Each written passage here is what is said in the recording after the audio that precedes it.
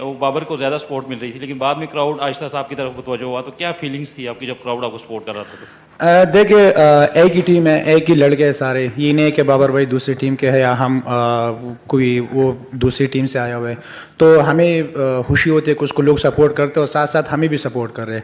اور دیکھیے بابر بھائی کے ساتھ ہمیشہ جب بھی بیٹنگ کیا تو بہت مزہ آ رہا ہے. ہاں لازمی بات ہے کروڑ اس کو سپورٹ کرتے ہیں، اس چیز کو ہم وہ نہیں کہہ سکتے کہ ہمیں کیوں نہیں کر رہے. وہ اس نے اس چیز کو آن کیا میرے خیال سے، اور جس طرح سپورٹ ملے اس کو وہ اس چیز کے لائق ہے.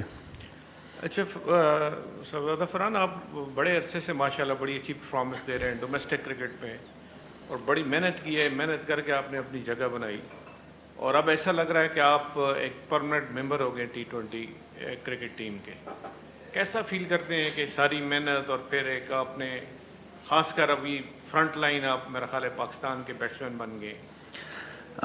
دیکھیے جس طرح آپ نے ڈومیسٹک کی بات کیا تو الحمدللہ میں نے ڈومیسٹک 4 سال لگاتار ٹاپ کیا ہے، اس کے بعد PSL بھی ٹاپ کیا ہے میں نے.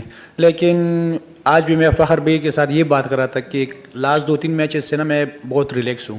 تو اس نے مجھے یہی کہا کہ بھائی یہاں پہ ریلیکس نہیں ہونا، کیونکہ یہ جگہ ایسی ہے کہ آپ کے پیچھے لوگ بھی ہیں اور ایسے ایسے پلیئرز ہیں کہ وہ اینی ٹائم میں آ سکتے ہو. تو اس چیز کو آپ تھوڑا سیریس لیں.